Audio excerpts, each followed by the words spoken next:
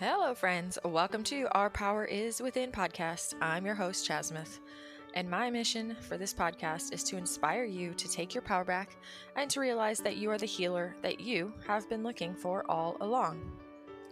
If you're enjoying the content from this podcast and the guests that I've had on the show, there's a few ways that you can help support future episodes.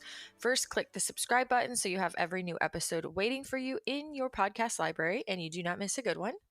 Secondly, you could leave a 5-star rating and a quick review on Apple Podcasts. You could share your favorite episode with a friend on your social media and tag me at Our Power is Within. And lastly, at the bottom of the show notes, you will find a direct link to a tip jar where you can support future episodes if you do feel called to do so. Okay, so this week's challenge could not get any more simple, you guys. Maybe not always easy, but definitely simple. And all we have to do is smile. Yeah, that's right. It's a smile challenge. So the challenge is to smile often, smile just because, smile because you choose it. Smile even if you look silly as shit, smiling for no reason at all out in public. Smile even if you don't feel like it, and a smile especially when you don't feel like it. Smile to help your nervous system feel safe. Smile to help yourself know that you are okay. Smile at yourself. Smile at everyone else. Each and every day for the entire week. Are you catching on? Yep, that's right. We're going to smile a lot. And you never know, some organic laughter might come into the mix of this experiment. Have fun with it. Smile, be silly, smile silly, laugh at yourself. And if you feel called to snap a shot of yourself smiling in action and share it on social media and tag me, do that. Or if you have a really wonderful experience through this and you want to share the results, go ahead and send me a DM as well. I love to hear from you guys. Okay. So let's go ahead and talk about today's episode. Speaking of smiling and creating safety, I have Tessa Malcarne back for round 2. We had so much fun chatting together for that first episode, and we both knew that we left some juicy topics on the table that we really wanted to revisit. So, um, yeah, so she's back. Yay. Welcome back, Tessa. I will warn you, there are just a couple super odd sounding edits in there today. Bear with me on this. We did the best we could. But the message is totally worth it. We talk today all about how to create safety in our nervous systems, as well as how to approach graded exposure and discern what is the right window of tolerance for you. I hope you enjoyed today's episode as much as part 1. And if you did miss part 1, you will find the first chat with Tessa on episode number 62. So let's go ahead and get into it. All right, Tessa, welcome back to the podcast for part 2. Thanks for having me. Yeah, this is a funny tidbit, but you're actually the first person that I've had on for a part 2, and especially so close together. Really? Well, I feel very Yes. honored. Yeah, you were in high demand. What can we say? Aw. So, the reason for everyone listening that we got Tessa back on for part 2 so soon is because we were having a wonderful conversation for part 1 and we barely got through a fraction of the questions, and we left some really fun topics on the table. So, we just decided that we had to reconnect and finish hashing out some of these really fun topics related all things healing. Mm-hmm. What I had in my notes for us today was that we were talking about how there's a ton of different ways that we can communicate to both our limbic system, nervous system, that these past traumas and experiences that we have had, that though they can feel scary, they don't need to be anymore. And so I was wondering if we could just kind of dive right in and let you start speaking about that. Yeah, yeah. So let me first say that there's so many ways in which we can do this, and there's no one right way. We have to remember that in that concept in general, because I think we have a tendency, and I can't remember if I talked about this last time or not, so tell me if I did. Um, but we have a tendency to hear, oh, there's like this way of doing this thing, and here's all this terminology you need to learn for doing this other thing. And it gets pretty convoluted, I think, and there's a lot of pressure to do so many different things at the same time. And I also think it gives away our power to all of these methods and strategies and therapies, and we lose our autonomy. So before I even begin, look at what you need. Look at the what resonates with you, and feel into it. That way, you can decide which works best for you. But don't feel pressured or stressed to do anything I say. Just kind of listen to it, take it in. Oh, hey, I think this might help for this thing, right? I don't want to cause anybody to feel like, oh, I have to do this now because Tess is saying I have to do it. um, Right. Like, so, I have to do this or I won't heal.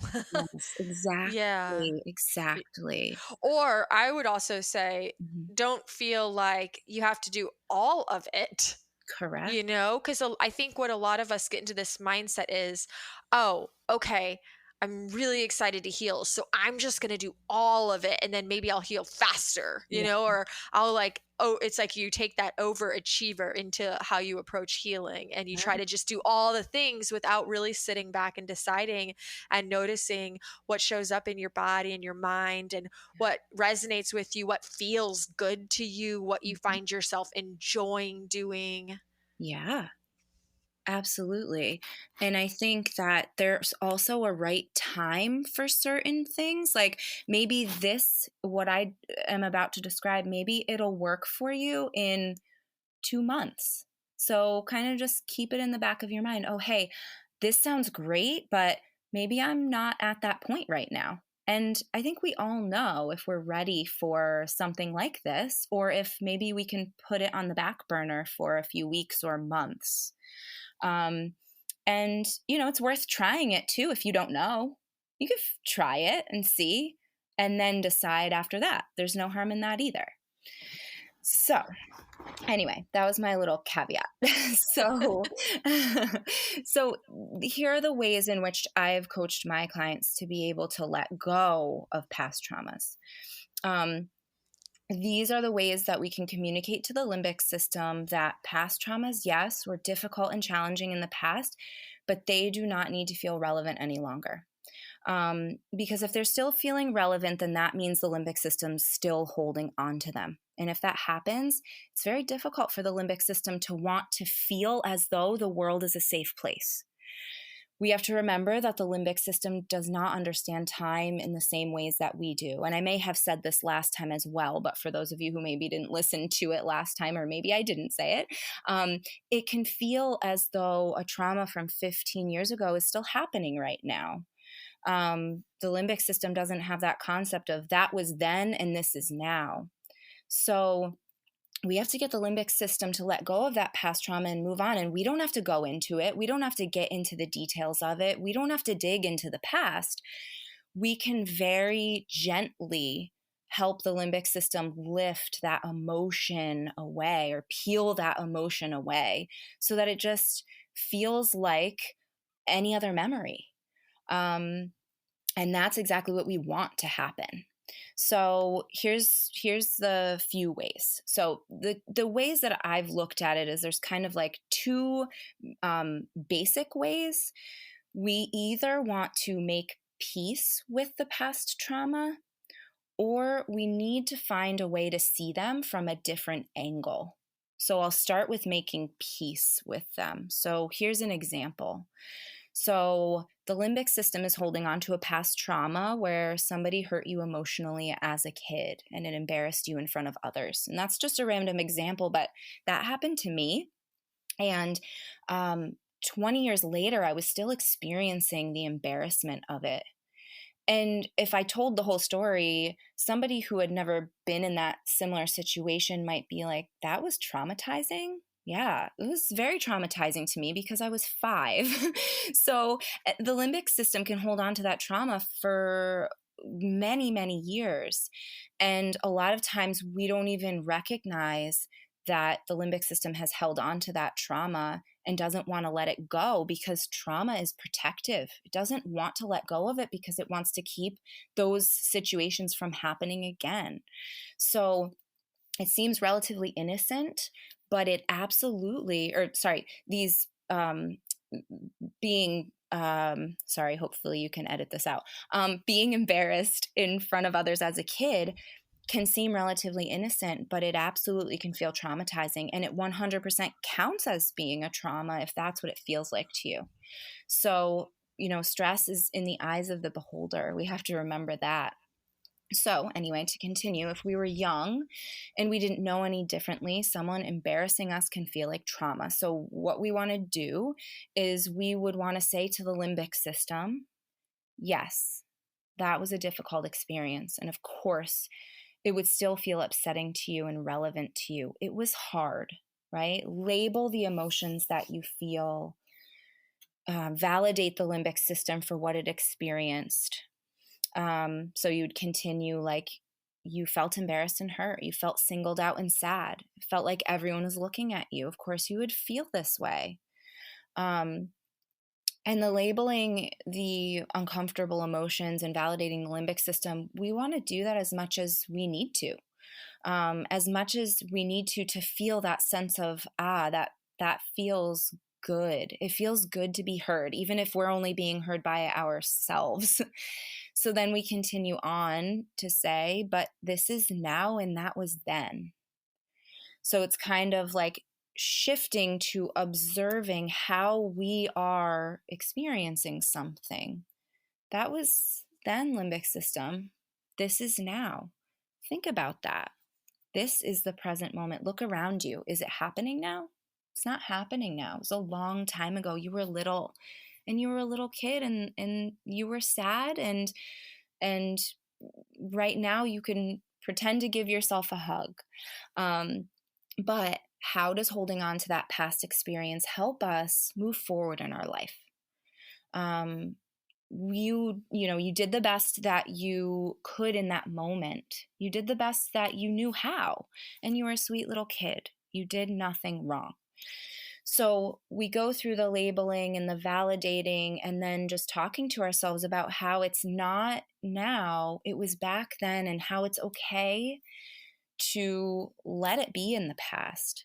And listen, after you do that, kind of just listen within, feel into it. What resonated with you when you were talking and speaking to yourself?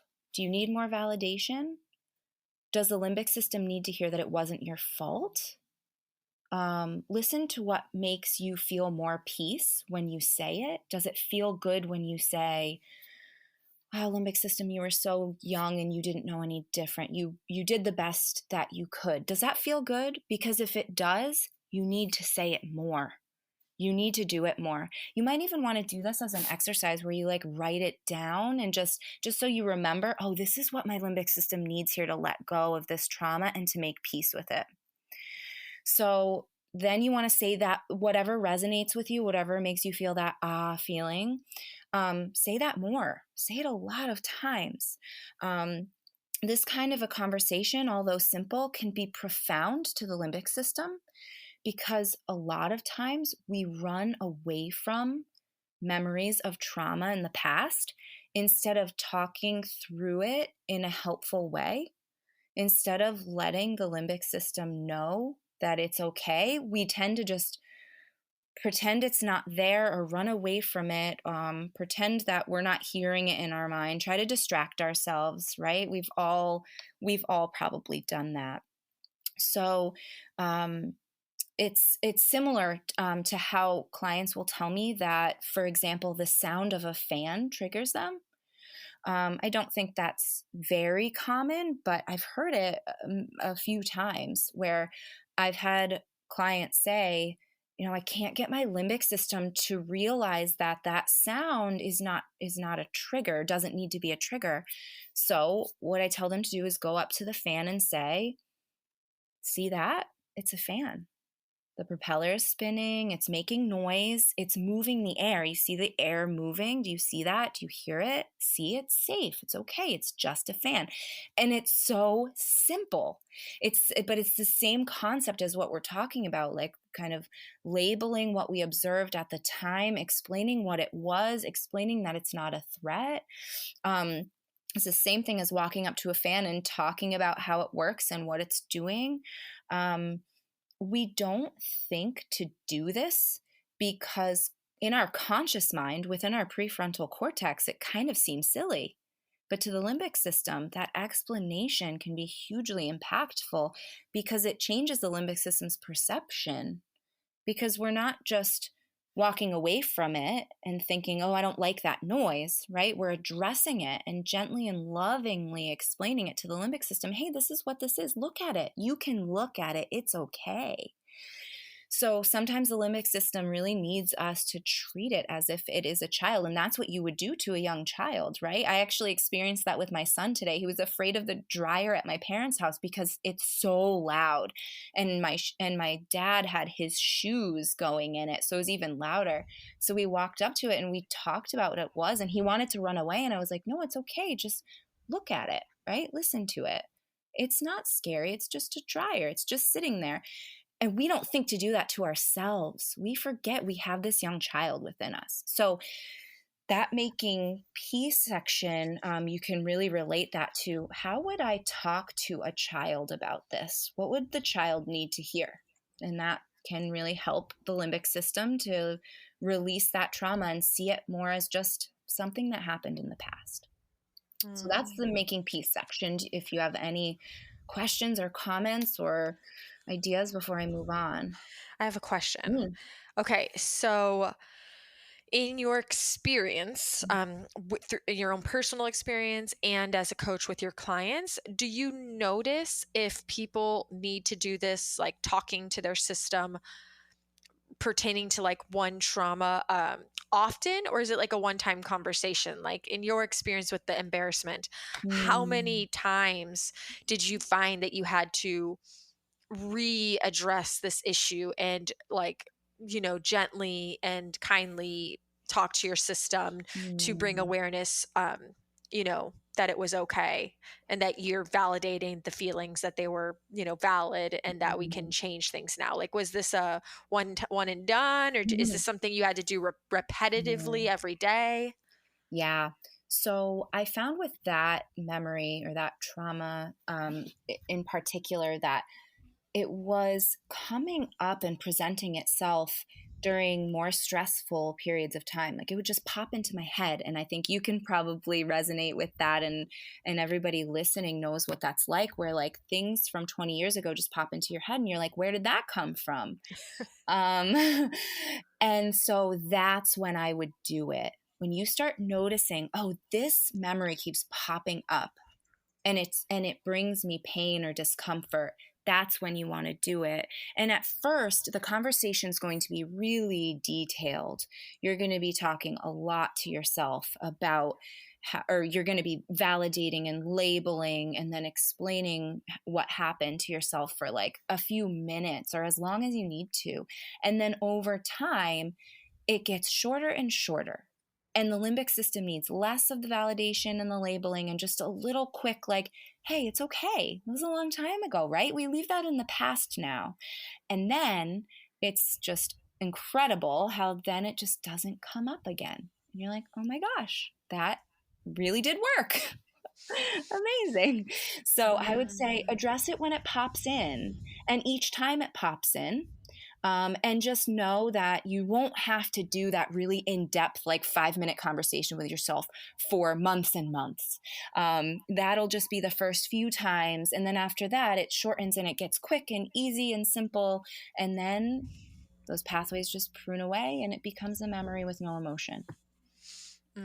Okay. Mm. And it sounds like, in a sense, rather than like this embarrassment or this situation coming up and you just redirecting and elevating your mood. You're Mm. actually just having this conversation. At any point post conversation, do you do anything else to regulate, co-regulate, attune to your nervous system and Mm. help your nervous system feel safe? Mm. I think that would depend on whether or not it brought up any other emotions. Okay. Um, Sometimes it can, other times you can just kind of move right back into regular life and what you were doing before you had that memory. If it does bring up any kind of emotion, I would say do what like centers you, what grounds you, like a breathe in and hold at the top, breathe out and hold at the bottom. Look around you and say, like, this is where we are in this moment. There's the ceiling, here's the floor, touch the wall, touch the chair, like we're here right now. We are not in that past memory. And maybe if you feel that emotional charge, maybe that means you need to do more labeling and validating. It probably means that you didn't do that enough because your limbic system might want to be heard more and might need more of that validation and that love. So yeah, I would say just a couple minutes of just kind of recentering yourself should be okay because we're not digging into it. We're not going back to those moments and thinking about exactly how we felt or exactly what happened. It's more of just the memory pops in. Okay, what does it make us feel? And then we address that feeling. So it shouldn't be too emotional after we go through that process. If it is, sit with the validation and the labeling a little bit longer. Okay. Great question. Awesome. Yeah. Now, and then you said the second one, or the second main one, was to Mm. see the trauma from a different angle. Yeah. Yeah. Um, so I think there's, as I said before, there's no right way in doing this, but I would generally say to clients, try making peace with it first if you can, because it's just a simple way of doing it. But if that doesn't resonate with you, or if it doesn't seem like it's working that well, that's just maybe not what the limbic system is desiring, and that's okay. So, seeing the trauma from a different angle. So, in this way, we're going to kind of reshape the trauma for the limbic system. Um, so when the trauma is, oh, let me also say this. If there is a trauma in the past that you know that you really want to see from a different angle or make peace with, but it's not popping up here and there, you can also just lightly bring that trauma to your mind. Like if you wanted to do this as like a training, kind of a incremental training, so to speak, type of a situation, then you can lightly bring it up to your mind. And we don't want to get too deep, like I said earlier. We just bring it up gently. Oh, this happened, and then address it with trying to make peace, or and I'll get into this next part. So we want to, in order to reshape it, we want to look at some questions. And I'm sure after I list these questions, you might think of something else that we could ask ourselves, or whoever is listening could think of some other questions that might be helpful. But what I usually go through with my clients is, how did I grow from that experience? What did I learn? How am I a better person now than I was before that experience? What did it teach me? What lesson did I learn that I wouldn't have learned otherwise? Because I think sometimes, or a lot of times, with traumas, it's really hard to see any good that comes of it. And 99.9% of the time, good doesn't come from it. But does growth happen? Are we learning anything? Are we a better person because of that experience in any way? And even if you can just answer one of those questions with one very simple thing, like I'm a more empathetic person now, that's very simple, but now we can shift to look at that trauma in a different way. Okay, if that hadn't happened, then I wouldn't be as empathetic as I am today. And let's take a look at how my empathy impacts me as a person, makes me a really good person, how it impacts my relationships, how I can have these really deep conversations with friends and be there for them with this empathy, right? So that very simple answer can then drive you down a long path to see how your empathy has been such a wonderful piece of your life now. So we look at those questions, and oftentimes we can see we're stronger as a result of that experience, that we have better boundaries now as a result, that we are more empathetic, like I said, that we learned how resilient a person can be. And, although it may not be obvious, if we do just a little bit of digging, I think we can find out that these situations do teach us something or create growth. So, the example I'm going to use is a toxic relationship, because it's hard to see what good comes of a toxic relationship, but we can definitely learn lessons, and we can shift our brain to thinking about those lessons instead of thinking about the trauma. So, it's not really pruning a pathway, so to speak. It's more of shifting into creating new associations with this trauma. So, what can we learn from a toxic or abusive relationship? Um, Maybe we learned what we don't want in another person. Maybe we can see more clearly what we deserve now. I know in that traumatic relationship that I was in, I never would have known what I didn't want in a person. And maybe I would have ended up in a worse relationship following that one if I hadn't learned that lesson. I think it was really important in my maturation as a young adult. It strengthened my boundaries. It actually taught me what boundaries are. I didn't know. Um, and and then I can shift to thinking about, oh my gosh, what value I can find now in, yes, what seemed like trauma, but I have boundaries now. Isn't that wonderful?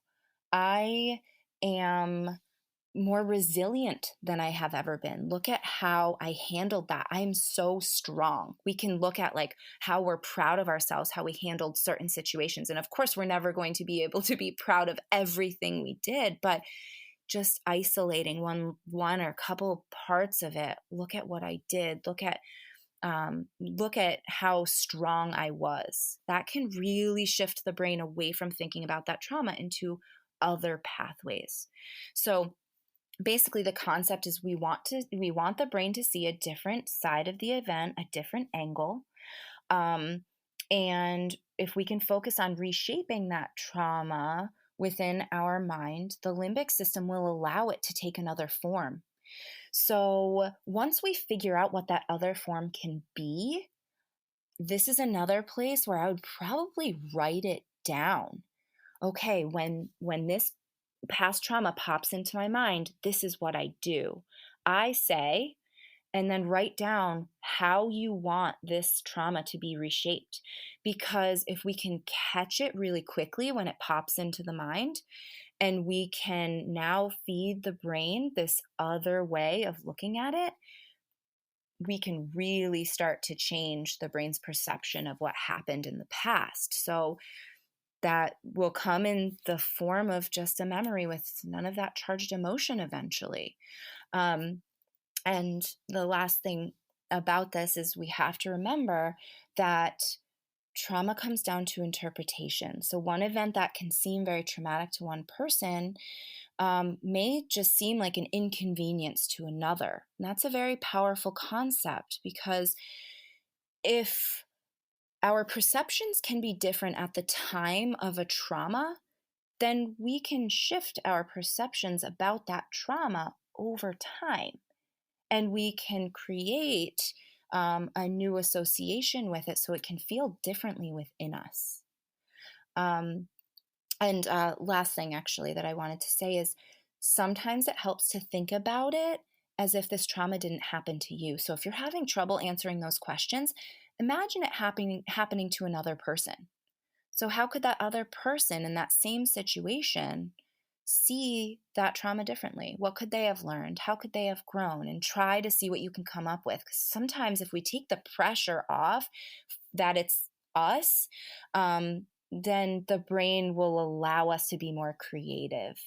A lot of a lot of times the apprehension of going through a process is because we're talking about ourselves and we went through it. So it was my friend that it happened to, or that random person over there.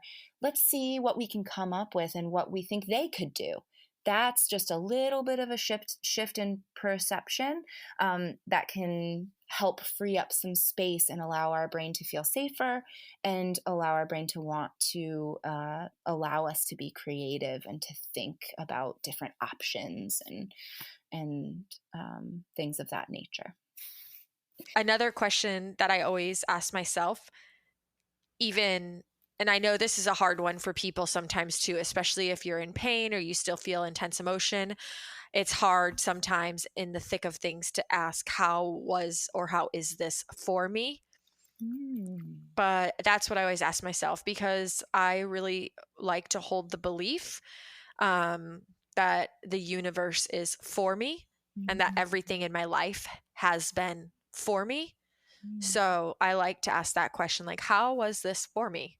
Wow. Your example of a toxic relationship. Oh, this experience gave me, you said you learned what boundaries were. And I always think, oh, this was an experience that gave me an opportunity to Mm. step into my truth, to honor my boundaries, to discover my worth. So it's like that what seemed like a really traumatic experience, there was always, like, usually there's always something there for us. Yeah. Yeah. I like that. I like how you framed that.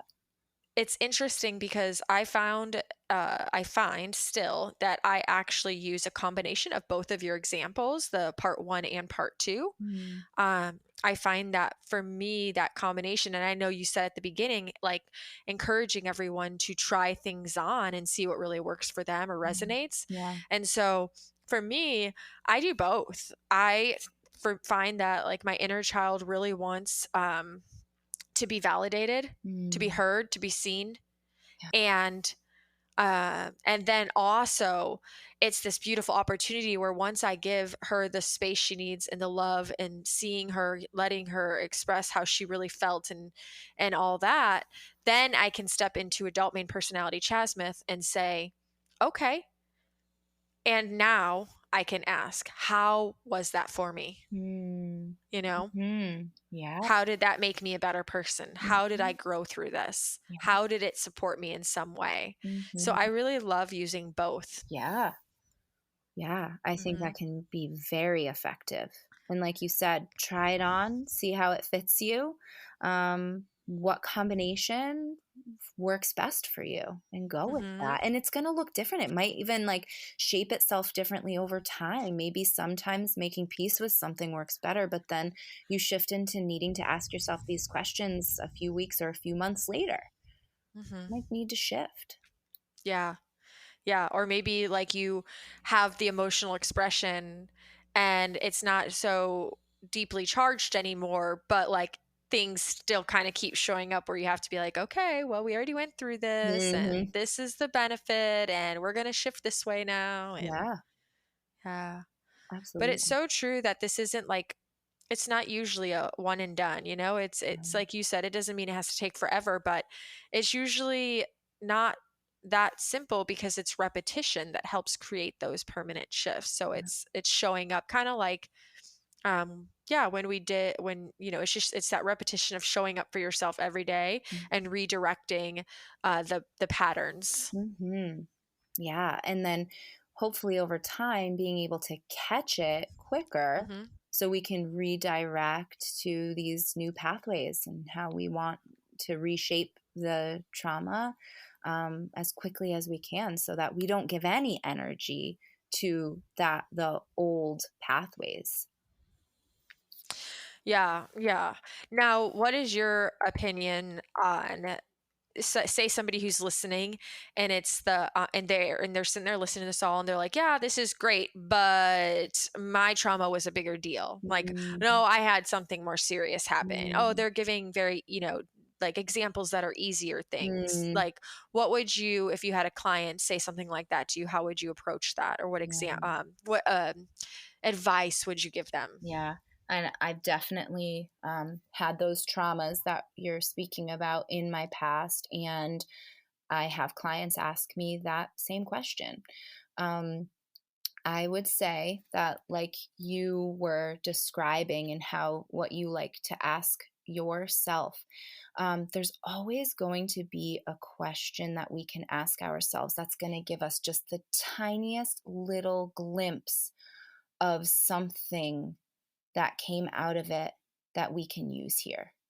There's always going to be something, even if, like I was using that example previously, I think when I was talking about making peace, of how even if you can just find that now I am more empathetic to other people's experiences of what other people have gone through, you can take that and you can go and explore, okay, where has empathy brought me in my life? What good things has empathy done for me? Or how have I used empathy to benefit others? So find something really, really small and then sit with that. Maybe write it down.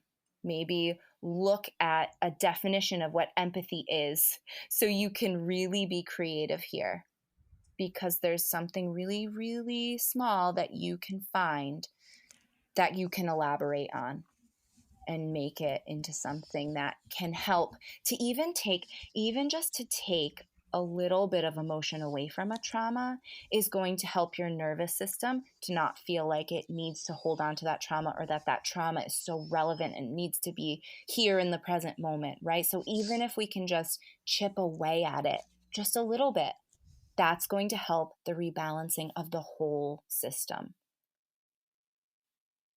Yeah, yeah, that makes sense. Mm, I know, how I was saying that I hold the belief that the universe is for me, and mm, I know I've talked about on the podcast before that I guess I'm at a place where I feel like, I want my beliefs to be empowering, you know. mm, So another thing I truly believe is that we choose it all, like we choose our life, mm, even though it's a hard one to grasp sometimes, to mm. think, no, no, no, like conscious me didn't choose this, Mm, but I always go back to, yeah, but there's some part of my soul or like my unconscious that did choose it because it was for me.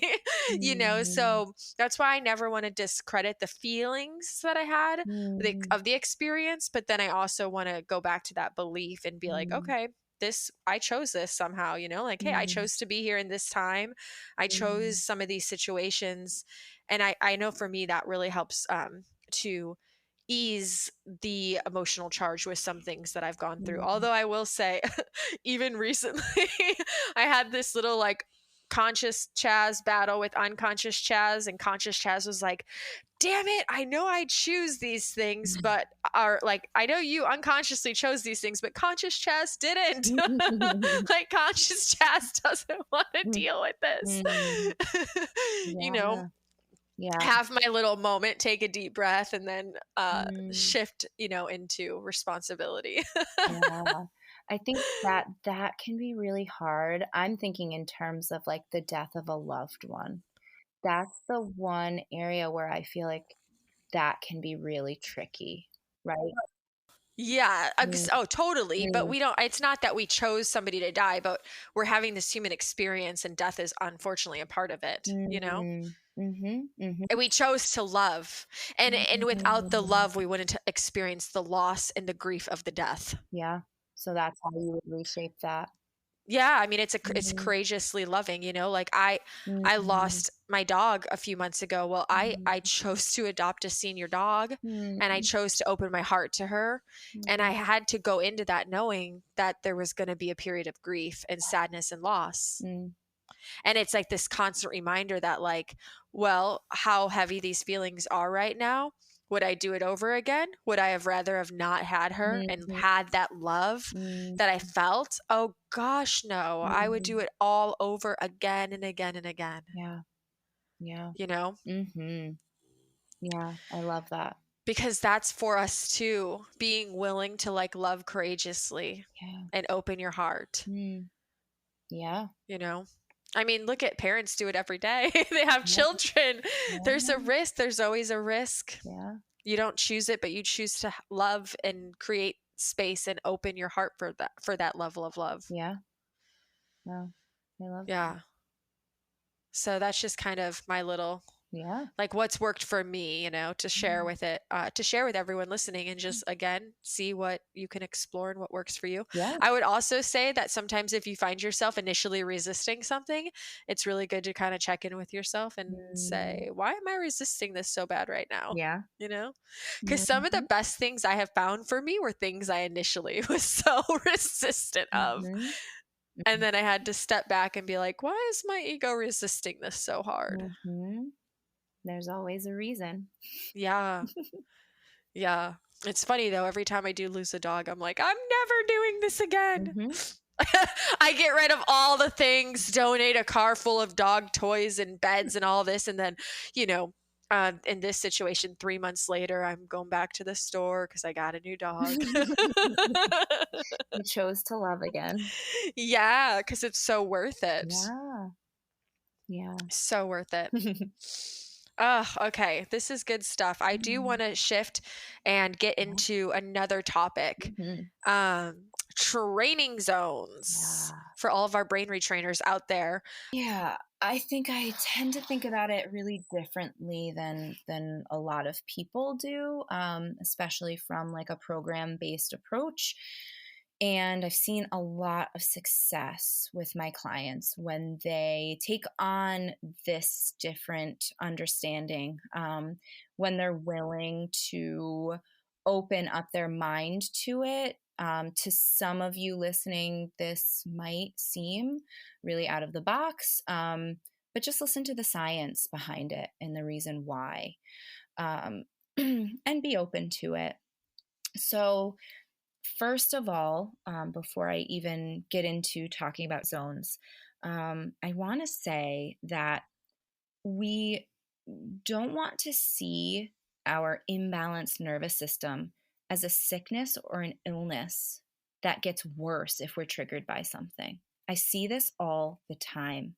I have clients who want to make immediate appointments with me because they quote unquote went out of their zone. And I've heard of my clients saying, like, I had this coach and they told me I went out of my zone. And it's like this big fearful thing, but it doesn't need to be.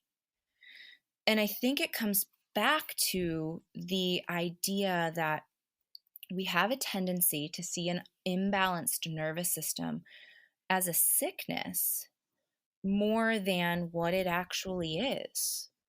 It's an imbalance.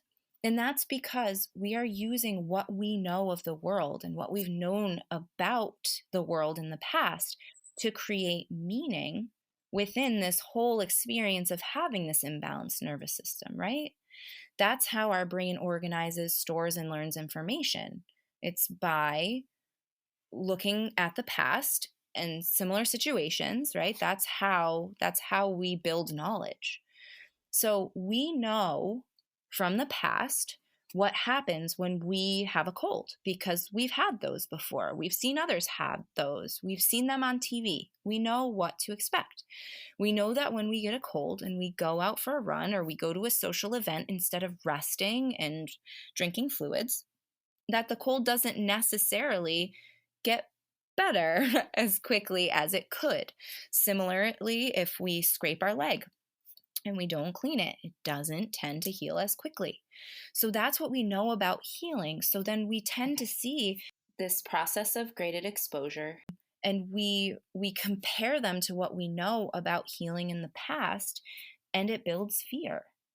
So we don't want to see the rebalancing of our nervous system in comparison to what we know about healing in the body from the past. The brain does not heal like that, right? And we don't have an illness. I have a lot of clients that will call this an illness. You don't have an illness, you have an imbalance. Your nervous system has been impacted by stress and trauma over time. And that's a very important distinction to make sure that we fully understand. And if you don't completely understand that, do a little bit of digging, do a little bit of searching to figure out why. What piece are you missing? Do you look at this as something that needs to be healed? Because if you do, I would definitely challenge you to look at this differently. So I like to envision the nervous system imbalance as being like a balancing board or a level that isn't quite evened out, or choppy ocean water that's slowly calming, or as anything else that can be choppy but levels out and calms over time. If you compare that to how we see and know of healing in the body compared to healing in the brain, when we look at healing in the body, there's this like end point, right? When we have a cold, we look for that cold to be over. So we go back to how we felt prior to the cold. And that's fine. That's a good thing. But if we look at this imbalance as being something that needs to be healed and we're looking at this end point, I think it causes more frustration and expectations, because we don't and cannot conceptualize how the brain heals, and we shouldn't. Let's let the brain do that. So, anyway. I love that. That's a much more empowering way to see it. Mm-hmm. I think so too. Yeah, because it really does take out the, like you said, the expectations, the fear, and all the other stuff that comes along with the other school of thought. Yes, Mhm. yes. Yeah, and when we look at it as an imbalance as opposed to we need to be healed, then we can do more with these incremental exposures. Mhm. It lessens the fear within us because I think that when we look at healing as it happens in the body, we think, well, I can't do more than what I did the other day because then I'm getting further away from my healing. But as I said before, that's not how the brain heals. The brain actually heals by being challenged and by being um, gently and lovingly guided to see things differently in those moments where the water is choppy. So, let's look at triggering ourselves as just adding a little bit of choppiness to the water, but that doesn't change the fact that eventually this choppy water is going to slowly even itself out and one day be totally calm and peaceful. So, when we put ourselves in situations that challenge our nervous system and then that happens to trigger us, we're not causing any issues. Sure, the nervous system's not happy, the nervous system's not happy with us. It's like, no, don't do that. It's not safe. Well, think about that. So if the nervous system is thinking this isn't safe, here's your opportunity. No matter how turbulent the water feels in that moment, here's your opportunity to say, no, no, no, wait, wait, wait, wait, wait. It actually is safe. So if we think about it in that way, we look at it like that, then there is no like overly triggering ourselves. There is no zone. There is just us um, triggering our nervous system into a place of the nervous system thinking, no, no, no, no, no, and us saying, yes, yes, we can. We're Mhm. okay. Yeah. And if you feel like you're triggered, and I think we've all been here, um, you're triggered to the point where you just feel like you need to go home and just be alone or you need to do something that really grounds you, you need to do a meditation or whatever it may be. That's okay. You did not cause any damage. We just need to do a little extra nourishing after that, right? Right.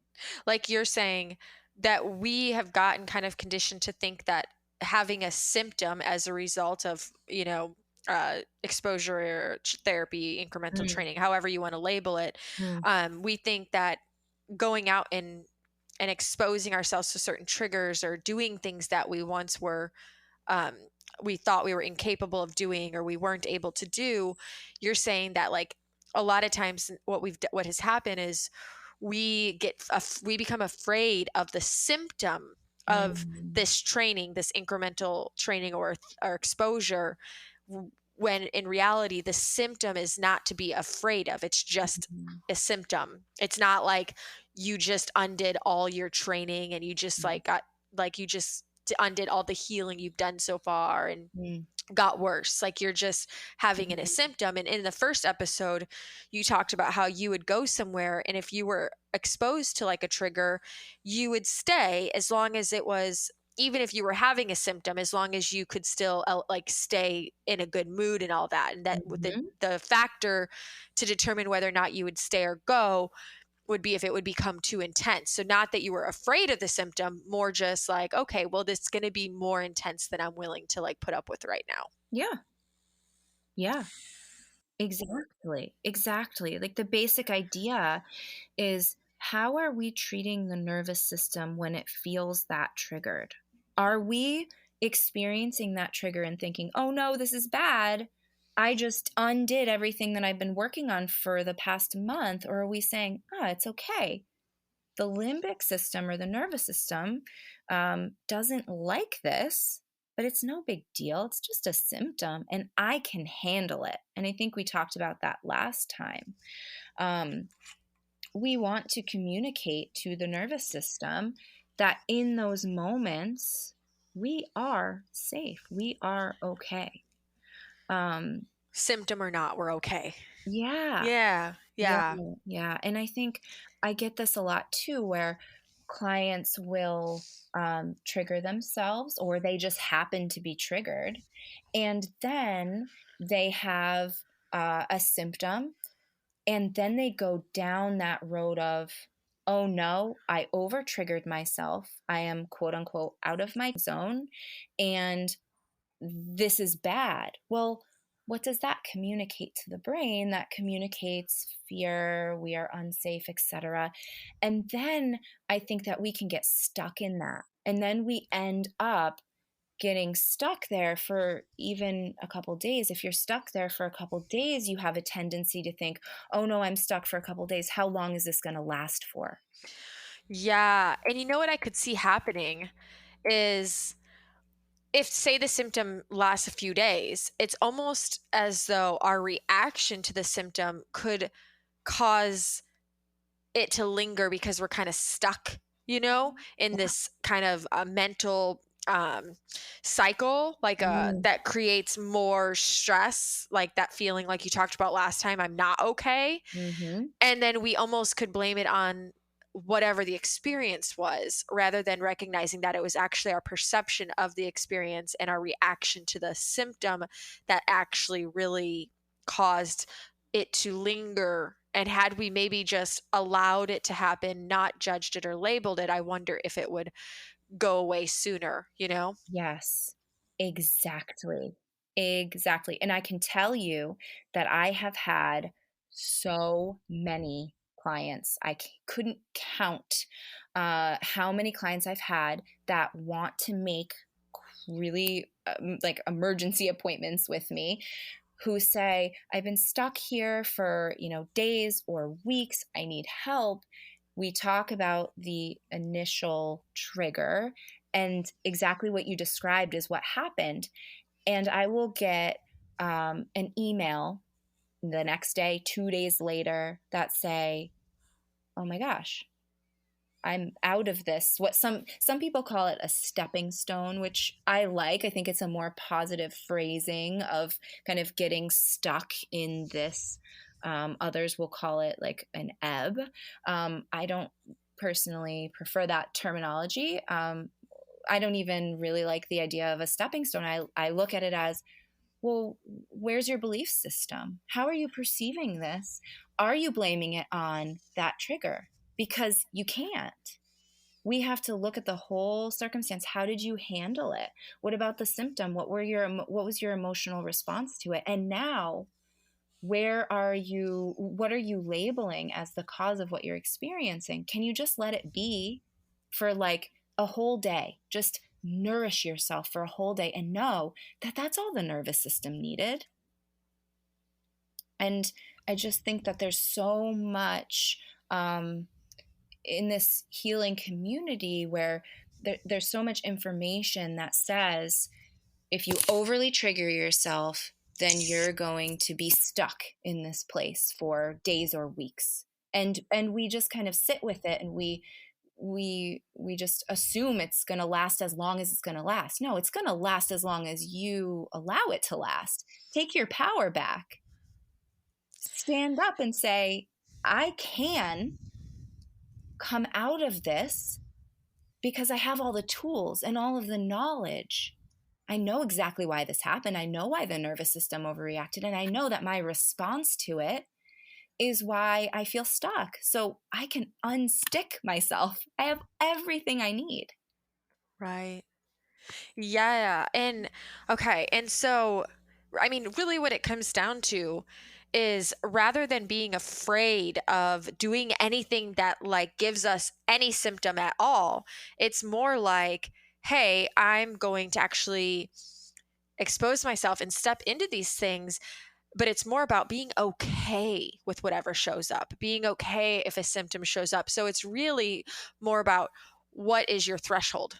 Yeah. Like, what are you okay with? Like you said, how Yeah. can you still elevate your mood? Or even if it's Yeah. kind of like, whoa, okay, this is kind of intense, but hey, now I know for next time, and I'm cool. I'm gonna go home and take care of myself now. Yeah. Yeah, exactly. And for next time, if you were to be in that same situation, you'll probably handle it differently. Maybe you might feel a little bit more like you want to go home and nourish, or maybe that particular day you're feeling really strong and really confident. So you're going to be able to handle that even better than you did. Um, and I think that's important to recognize too. Just because you did something the other day and your limbic system was like, yeah, I don't know about this, doesn't mean that in 2 days or today you couldn't do that again and have a different result, a totally different result. So that's why expectations are really important. We don't need to have expectations of just because something happened last week, it's going to happen again that way. Let's actually look within at our tools that we were using last time, and let's identify, well, what could we do a little bit better? How could we nourish ourselves a little bit more? How can we set ourselves up for more success? How can we be gentler and kinder? Maybe we need to smile. Maybe we need to release tension from the body. It's really simple things like that that are going to set us up for success and be able to take on what the nervous system needs us to be in those kinds of situations where we are feeling triggered, because that's how it learns, right? And I Mhm. said that earlier, that we guide the nervous system through certain situations to see that, hey, actually, this is safe, but it's all our emotional capacity to handle what the nervous system is experiencing in that moment. And like I said in the first podcast, sometimes I would just go home, and there is no shame in that. That's okay. You're honoring where you are at in that moment, but don't expect that the next time you do that you're going to have to go home. Like, Right. see that there is um, there's flexibility within this incremental world. It is not rigid, and it does not need to be. Some people like that rigid approach. That is perfect. Do that. If that works for you, I 100% wholeheartedly support that. But if it doesn't, or if it never has, or maybe if you want to try something different, that's okay too. Hmm. Yeah. I mean, the major theme it sounds like here is it's all about our perception Mm, and not having the fear yep. associated with it. It's like releasing the fear. Yes. What perception do you have about it? Again, like it's not labeling and judging it as, oh my God, I have a symptom. What did I do wrong? Mm, Oh, this is a setback. oh, what did Yes. I do wrong? Like a symptom doesn't mean setback. A symptom doesn't mean you did something wrong. I fell into that trap for a long Yeah. time. And Mhm. you know what I did? Created more problems Yes. because I would want to like micromanage or go down rabbit holes or be like, what did I do wrong? And then I would start thinking, oh, too much of this or I did too much of that. And I remember there was a point where I became almost afraid of feeling excited. I was Mm. afraid of feeling excited because I thought that that's what I did wrong. I thought I was too excited and it created too much adrenaline. And so I did something wrong. And then Mm. imagine the end result of carrying all that around, all that negative Yeah. energy and that guilt and feeling like I was wrong and I did more hurt myself more and oh now you can't be excited either. So Yeah. I Yeah. it's yeah, so it's Yep. I am curious though, because I know there's probably people out there who are the ones who are very, very, very afraid and they have a very small training zone or they think they have a really small training zone and they're just really afraid to Yeah. get their feet wet. They're afraid Mhm. of all the symptoms rather than Yeah. just like learning how to be okay with them. Mm. Um, and then I know there's the people on the flip side that kind of just go all in and they don't know the incremental part, like they just go too fast, too hard, and Mm. so do you have suggestions for any clients on finding that balance of like a good amount of stimulus but not too much? Yeah. Yeah. I really think that it all comes down to your emotional capacity to handle the symptoms that are created. If you can handle them and you're not feeling totally overwhelmed by them, then you're in the right place.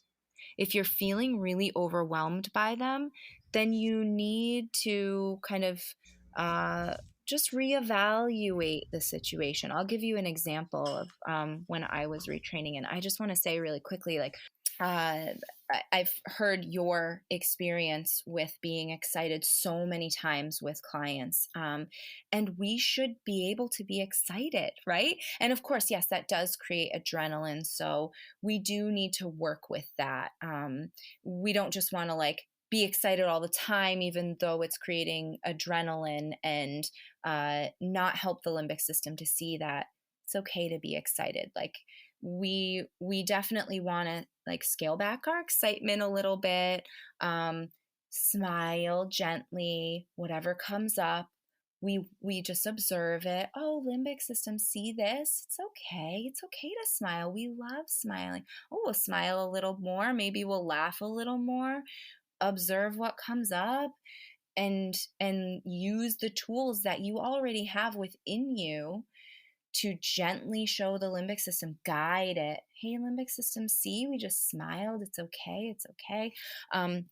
So the other thing I wanted to say was I wasn't in the community, the healing community, like everyone seems to be these days. And I don't know if I said this last time in the last podcast, but I didn't know of all of these, like, I didn't know of all the terminology. I didn't know about going out of your zone. I didn't know about the fear that's associated with it. I didn't know people felt like they got stuck for days and weeks at a time with feeling like they're in these quote unquote ebbs. I had no idea about any of that. Which I think was a really good thing for me. So to use my example of how I used to do exposure therapy is I really just lived my life and stuff that came up. I didn't look at being triggered as being good or bad. I would go to hot yoga classes when I had a sense like a bit of a sensitivity to being in the heat.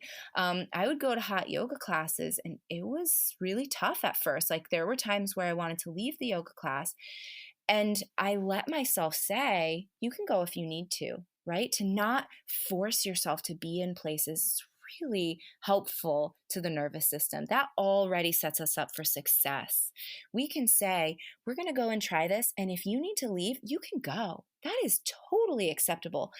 Um, Even if everybody in the class sees you get up and leave, Who cares? They don't care. They're going to keep on with their yoga class. So I would go to these yoga classes. I would allow myself to have that like out, so to speak, and um, and I would try as much as I could to just kind of uh, think about where my pinky toe is supposed to be and where my arm should be. Yoga's really good for that because you don't you tend to be able to distract from what's going on in your own body. But I would have a lot of symptoms in my body.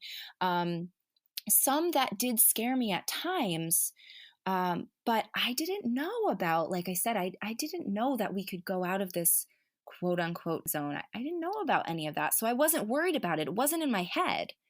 So I would just use the tools I had, like breathing in and holding, breathing out and holding, telling myself it's okay, saying it's okay. It's just your nervous system. It's just your limbic system.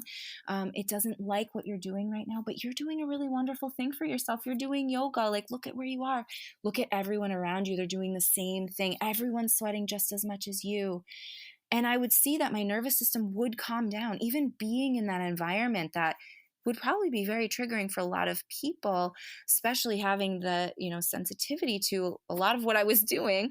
And having some symptoms that typically might cause me a little bit of fear. I knew that I could leave if I wanted to. I also knew that it was just my brain. I wasn't blaming it on being in that yoga class. I wasn't blaming it on the heat. I wasn't blaming it on the fact that I was triggering symptoms by being there. So I think that's where I learned that lesson. And then when I came more into the healing community and realized, oh my gosh, there's like a lot of people believing these same things that are actually scaring them and causing more turbulence within the nervous system. And I'm so glad that I didn't have that experience. That allowed me to heal quicker. I can 100% tell you that for a fact. There were places where I stumbled and struggled and where I could have used some guidance, but that is one area where I'm so glad that I didn't have any of those preconceived ideas in my head. Mm. Yeah. I wonder your thought on this. Okay, so I'm going to give an example and just tell me your thought then. Mm-hmm. So say one day I'm like, I slept well, I wake up, I'm energized, I'm feeling awesome. And I'm like, I'm gonna go out in my garage and do a workout because I feel like moving my body and sweating and it feels so good, because I love moving. Like I don't think, oh, I need to go do this. I'm like, I love it. Mm-hmm. And then say a friend calls me and says, hey, you want to go on a bike ride? And then I go on like an hour bike ride or, whatever. And then in the evening, I go on a walk to the beach to watch the sunset, yada, yada. Mm-hmm. So say I do all these activities Mm-hmm. and then the next day I wake up and I am just tanked, like, whoa, so tired.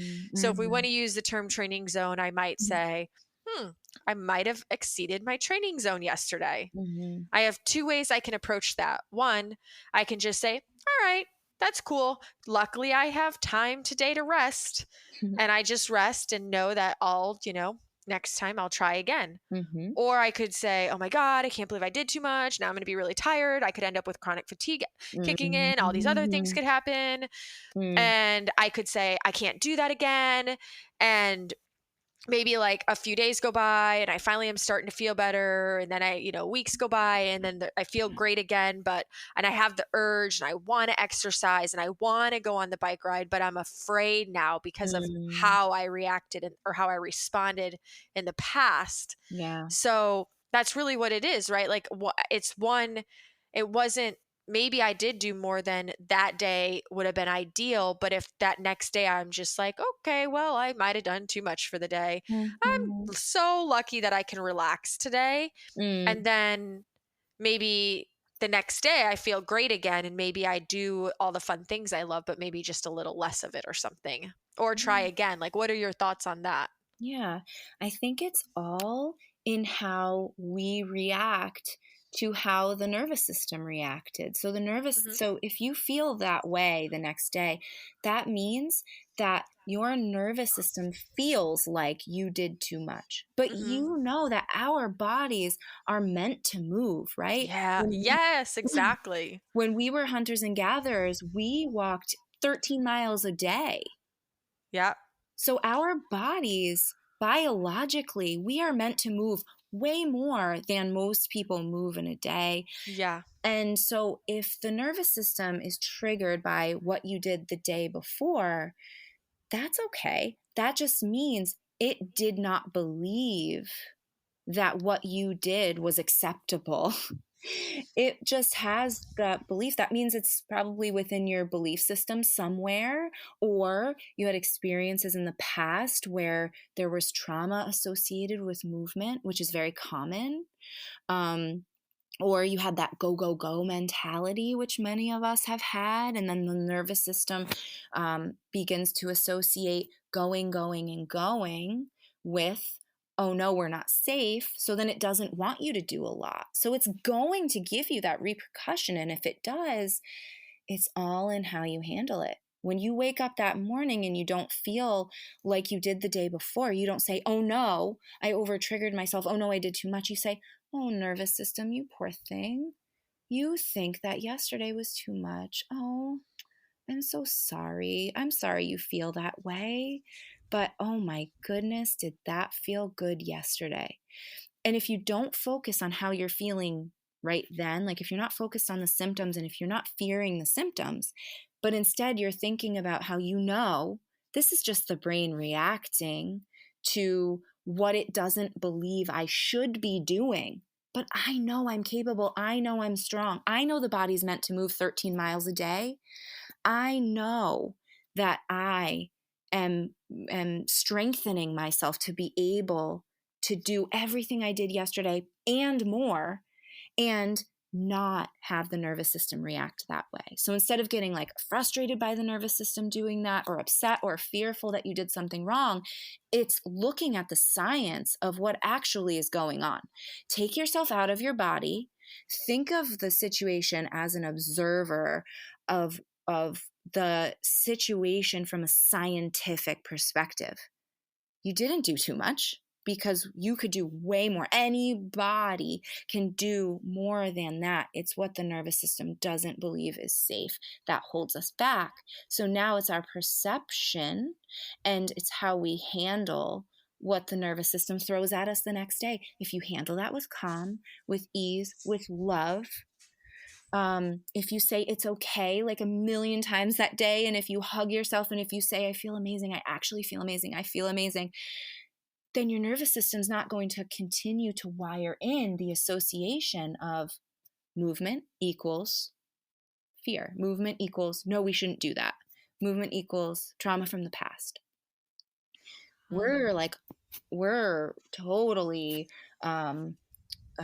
unraveling and then creating a new belief system, and that's such a great opportunity to do so. So when those days happen, and they do to all of us, oh my gosh, just look at your nervous system and give it everything it's looking for, everything it needs, all of the love and all of the science. Please give it the science. Mm. I love this reframe because I feel like glad that I was at a place where I at least didn't let it freak me out. Yeah. And then I could just be like, oh, I'm grateful I have time to rest today. This is awesome. I'll just give my body what it needs. But even that is still limiting. I love how you reframed it. And it's more like, it's not that I did too much, it's that my nervous system thought I did too much. But I know I'm capable of way more. Yeah. That is such an awesome reframe. Yeah. And I'm going to start applying it Good. because I know that I can do way more than that. Of course, of course. And I think it is helpful to have little like tidbits of information, like we are meant to walk 13 miles a day. I always said that to myself when I felt like I walked for 2 minutes and my brain didn't want me to go any further. I always went back to, listen, this is what you are wired biologically to do. Yeah, So move. it is not your body, it is your brain. And let me also say really quickly before we end, if you don't have the ability to rest the next day, that's okay too. There were times where I felt that way, but I still had to go to work. I worked 40 minutes away at a really stressful environment, actually, and I healed within that environment, which is incredible, and totally doable for everybody. But I would go to work after days like that and feel like, oh my gosh, I can't even get out of bed. but I would, because I would encourage myself. There's no pushing. There's no you have to. It's like it's okay. It's okay you feel this way, but it's an illusion too. It's your brain wanting you to feel this way in your body. So you can still get up. You can. I believe in you. I love you. Like all of that nourishing, all of the nourishing and loving thoughts. So even if you can't just rest the next day, you still can go. You still can do what you need to do, but do it in a really gentle and loving way and an accepting way. Let your body be how it is. Don't judge it. Don't fear it. We don't need to, because we need to send the most healing messages to the nervous system in those moments, Yeah. right? Yeah, no, and that's good. It's so true. Actually, when just a few months after I started brain retraining, I actually had a job at a very high volume, nice restaurant bartending, Mm, and mhm. I worked a very like intense, I mean, very intense on my feet, go, moving Yeah. around like for long shifts. And I Mm, still had throughout that experience some really wonderful shifts mhm. in my retraining.